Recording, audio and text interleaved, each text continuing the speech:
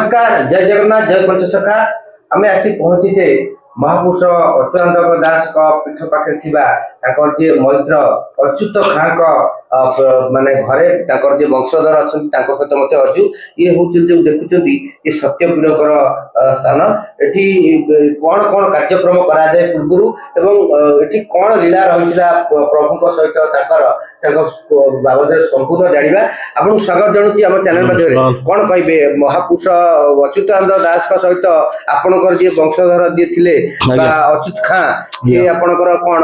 केते निहाती आमर से 300-400 पीढ़ी पुणा सब पुणा सब हाँ मो वंशधर अच्छी मो बापा थे से गाई बोली मरी जाइए डेट जाइए 2019 रे ता बाद भाई सब अच्छा है से बापा मो पास रोते से बापा तो गले माँ भी गले आम गाँ वाला सब मिसिकी बुझाबुझी कर सब को आमर से गोटाए मास्टर गोटे अच्छी गोटे हुए आमर प्रोग्राम बड़ कर हुए एमती सब हो। अच्छा अच्युत खाँ आपन वंशधर अच्युतानंद दास सहित कौन संपर्क से बाबद कौन जानते सेटा आम शुणा कथा बापा हमारे बापा कहते से निजे निजे संगात बसी बाद सागर संगात बसिले से आम जमी सब टोटाली से बहुत हाँ हाँ से 25 माण जमी देबारू से कहले आमको किसी दान दियो हाँ सेठी सब माने हाड़ माड़ भल मजा सब पुणा जगह सब चला सब भल मजा पड़ूला पढ़िया बाद सेठी जमी दिहला से कहले आमको किसी दान दियो आम एठी रहबू आम आश्रम करूँ अच्युतानंद दास से कहवा कहले ठीक अच्छे तुम जी रहीस ये तुम ये हो तुमको जमी दिहब देले 25 माण किसी जमी दे। अच्छा से जो आम जानी से जो स्थान रे आपणकर जो जेहेतु मुस्लिम लोक आपणकर जो गोरु हाड़ सब पका जाए से आसिक महापुरुष अच्युतानंद बसती ध्यान करती से सब पाउस हो जाए परदिन ए कथा केते दूर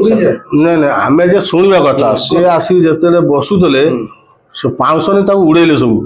माने मंत्र दे उड़ेले उड़ेगा चलता लास्ट से कौन है भितर कहले भाई आम ये जगह बैठक कली मुझे रही रही मत कि दान दि जाऊ जमी जगह दि जाऊ से जमी बहुत चला से ब्रह्मांड जमीदार से मोर पुरुष पूर्व सब ये आमर कब्रस्तान अच्छी ये पोता मशाणी 2019 मो बापा ना अच्छी जेहेतु कि से पुरी लोक आसती आम कागज पत्र खोजी पारे पुरी रे मो अजा ना बापा ना समस्त अच्छी ना किसी कागज पत्र से किसी लोक पूर्व आसिक नहीं जाम पाखु मो बापा बेले नहीं गले बहुत आमर ये था जमती कहती बड़ा पत्र कौन लिखा पोथी ताड़पति 2 संदूक थे किसी लोक ये काड़ी माता थिला अच्छी से जगह से किसी नहीं गला लोक मैंने आसिक आम घर सब थोड़ा बात्या आगुरु हाँ हाँ पूर्व आम घर पूर्व नहीं हाँ आम घर 2 संदूक था माने 2 संदूक आपण शुणु आपन जो अच्युत खाँ जो वंशधर अच्छा माने 2 सिंधुक भली पोथी थिला महापुरुष लिखित निज हस्त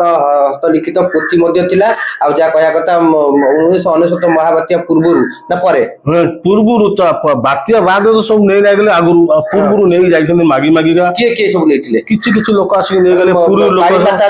से भी पुड़ा खंड नहीं जाइछंती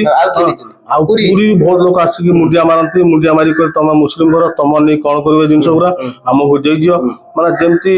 माने रोज हाँ मासक 2 थर 4 थर आसिक मुंडिया मारी कही कहीका नहीं गले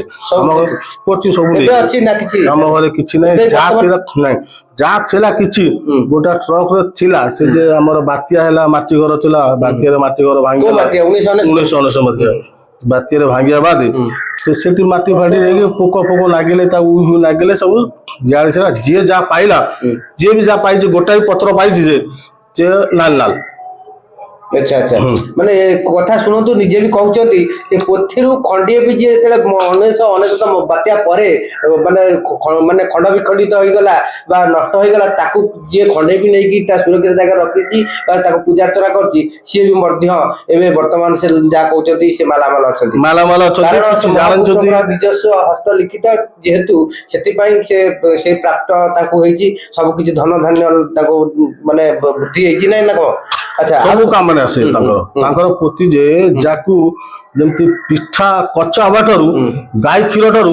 ମଣିଷ ଭଲ ହବା ଠାରୁ ଖରାପ ହବା ପର୍ଯ୍ୟନ୍ତ ସେ ତା ଦେହରେ ସବୁ ଲେଖା ହେଇଥିଲା। ହଁ ମୁଁ କିଛି ଦେଖିଛି କରଣୀ ଭାଷାରେ ଲେଖା ହେଇଥିଲା ମାନେ ମତେ ଆସିଗଲାଣି 52 ବର୍ଷ ତା ପୂର୍ବରୁ ମୋ ବାପା ଥିଲେ ବାପା 2019ରେ ଡେଥ୍ କଲେ ସେ ସବୁ ମତେ କହି କାହିଁକି ବୁଝେଇକି ଗଲେ ତା ଦେହରେ ତ ଆମର କିଛି ନବା ଦବା ନାହିଁ ଯାହା ଦିଆହେଇଛି ବୁଝିଲ ବାସ୍ ଏତିକି ଅଛି ଆମେ ଯାହା ଅଛୁ ଠାକୁର ଦ୍ୱାରା କମ ଖାଉ ଅଛୁ ଗଲେ। ଆଚ୍ଛା ଯେତେବେଳେ ଏଇ ଯୋଉ କଥା କହିଲେ ଏଇ ଯୋଉ କବର ସ୍ଥାନ ଏଠି କଣ କେମିତି କଣ କାର୍ଯ୍ୟ କରା ହୁଏ କାର୍ଯ୍ୟକ୍ରମ ଇଏ ଆମର ରମଜାନ ମୋହରମ ମାସ ଗୋଟେ ଆମର ପ୍ରଥମ ମାସ ଆସେ ସେ ମାସରେ ଆଙ୍କର ଟିକେ ପର୍ବ କରାହୁଏ ଲୋକ ସବୁ ଆସନ୍ତି ଏଠି ଭୋଗ ରାଗ ଆମ କରନ୍ତୁ କରିକି ଏଠି ଗୋଟେ ପ୍ରୋଗ୍ରାମ କରିକି ଆମେ ଆଙ୍କର ନାଇଁ ମୁସଲିମ ସମୟ ଆସୁଛନ୍ତି ହିନ୍ଦୁ ମାନେ ତମର ଯିଏ ଆଉଛନ୍ତି ଯେମିତି ଆମର ଜ୍ୟେଷ୍ଠ ପୁନେଇ ହେଲା କୋଉ ପର୍ବ ପୁନେଇ ଆସିଲେ ତାକୁ ଯାହାକୁ ଯେମିତି ଭଲ ଲାଗିଲା ସେ କେହି ମୁଣ୍ଡିଆ ମାରିଲେ ଅଗରବତୀ ଲଗେଇଲେ ଧୂପ ଗାଡି ଲଗେଇକି ଦାନା ପକେଇ ବାକ୍ସରେ ପଇସା ପକେଇଲେ ନ ପକେଇଲେ ସେ ତାଙ୍କ ଇଚ୍ଛା।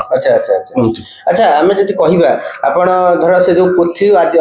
ଅଦ୍ୟାବଧି କିଛି ନାହିଁ ମୋ ଘରେ କିଛି ନାହିଁ। ଆଚ୍ଛା ଆପଣ ଏଇ ଯୋଉ ସ୍ଥାନରେ ଇଏ କେବେଠୁ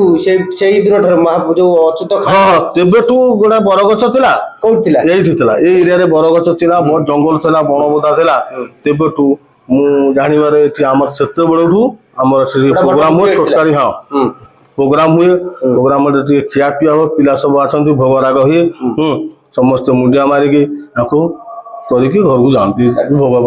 ଏଇ ଯୋଉ କବର ବା ଏଇ ଯୋଉ ହେଲା ଆପଣଙ୍କର ଏଇ ସ୍ଥାନଟି କେବେଠୁ ହେଇଛି ଘର କେବେଠୁ ଏଟା ଏଇ ଘରଟା ଏଇ ଯେ କିଛି ଦିନ ପରେ ହେଇଛି ବୋଲେ କେତେ ବର୍ଷ ତଳେ ହେଇଥିବ ମୁଁ ତ ସେଟା ଜାଣିନି ଫିର ବି ତ ହେଲା 2005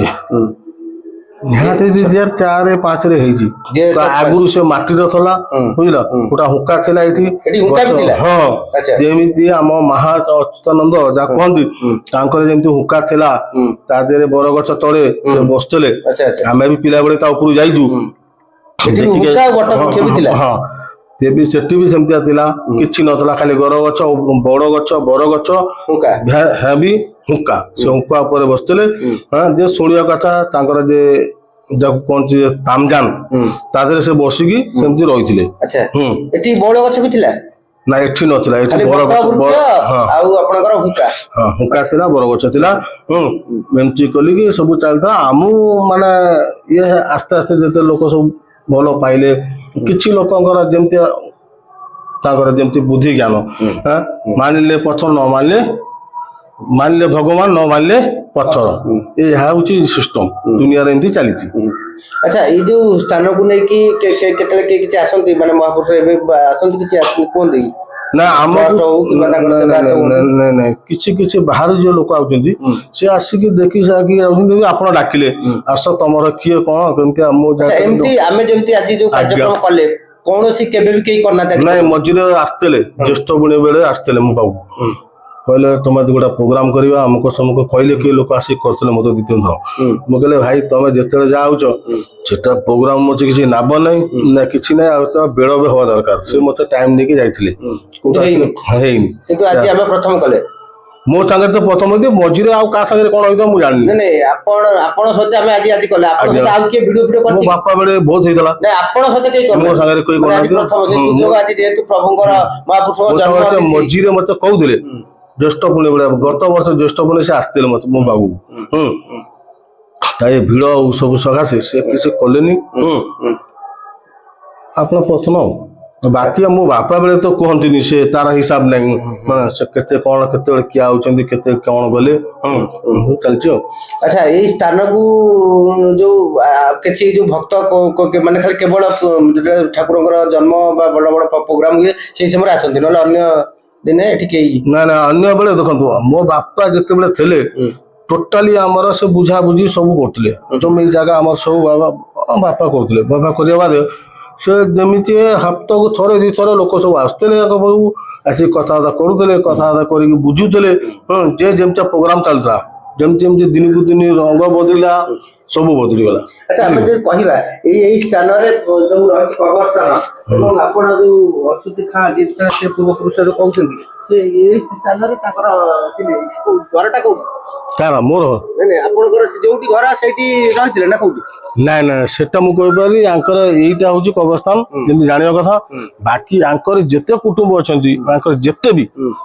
କି ସେଇ ଆମର ଏଇ ଜମି ଅଛି ୟା ଭିତରେ ଆମର କୁଟୁମ୍ବ ବଡ କୁଟୁମ୍ବ ମାନେ ନିହାତି ବଡ ତମର କହନ୍ତି ବୁଝିପାରିବେନି। ଏ ଟୋଟାଲି ଏସବୁ ଅଛନ୍ତି। ଏ ହୁକା ଚେକୁରୁ ମୋ ବାପାର ଏମିତି ଏମିତି ଅଜା ପରଜା ଏରିଆ ଭିତରେ କୋଉଠି ଥିଲେ ଆଉ ଆଗରୁ ଘର ଏଇ ତ ନହେଲେ ତାଙ୍କ ଜମି ଜାଗା କୋଉଠି ଆସିଲା। ଆଚ୍ଛା ଆପଣ ମାନେ ଶୁଣୁଥିଲେ ନିଶ୍ଚିନ୍ତ ଭାବେ ଯେହେତୁ ଏଇ ଯୋଉ ସ୍ଥାନ ଦେଖୁଛନ୍ତି କବରସ୍ଥାନ ଏଇଠି ମଧ୍ୟ ବଟ ବୃକ୍ଷ ଥିଲା ଏବଂ ବିରାଟ ହୁଙ୍କା ଥିଲା। ଯେମିତି ମହାପୁରୁଷଙ୍କ ପାଖରେ ହୁଙ୍କା ବଟ ବୃକ୍ଷ ଥିଲା ଏବଂ ବଉଳ ଗଛ ଥିଲା, ଏଠି ମଧ୍ୟ ସେଇଭଳି ଭାବରେ ଥିଲା ଏବଂ ସେଠି ମଧ୍ୟ ସେଇ ସମୟରେ ମଧ୍ୟ ପୂଜା ହଉଥିଲା। ଆଉ ଏଇ ସ୍ଥାନ ହଉଛି ଅଚ୍ୟୁତ ଖାଁଙ୍କର ସ୍ଥାନ। ମହାପୁରୁଷ ଅଚ୍ୟୁତାନନ୍ଦ ଦାସ ଏବଂ ଅଚ୍ୟୁତ ଖାଁ ଦୁଇ ଜଣ ମୈତ୍ର ବସିଥିଲେ ଯାହା କହିବା କଥା ଏବଂ ସେ ସମୟରୁ ତାଙ୍କର ନିବିଡ଼ ସମ୍ପର୍କ ରଖିଛି। ଭକ୍ତ ଭଗବାନ ଯେମିତି ରହେ ସେମିତି ରହିଥିଲା। ଆଜି ମଧ୍ୟ ସେଇ ଜାଗାକୁ ଆମେ ଆଜି ପ୍ରଥମ କରି ଆସିଛୁ ଏବଂ ତାଙ୍କର ଯେ ବଂଶଧର ତାଙ୍କ ସହିତ ମଧ୍ୟ କିଛି ବାର୍ତ୍ତାଳାପ କଲୁ। କାରଣ ଏ କଥା କେବେ ବି ସେ କହିନଥିଲେ କାହାକୁ, ଯଦିଓ କି କିଛି ମାନେ କଥା କହିବାକୁ ସୁଯୋଗ ଦେଇଥାନ୍ତି କିନ୍ତୁ ସେ ହେଇନଥିଲା। ଆଜି ପ୍ରଥମ କରି ହେଲା, ସମୟ ଯେହେତୁ ନିକଟ ହେଲା ସେଥିପାଇଁ ବୋଧ ହୁଏ ଆମେ ଆଜି ପ୍ରଥମ କରି ଆସିଛୁ। ଆମେ କେବେ ବି ଏ ସ୍ଥାନକୁ ଆସିନଥିଲୁ ଏବଂ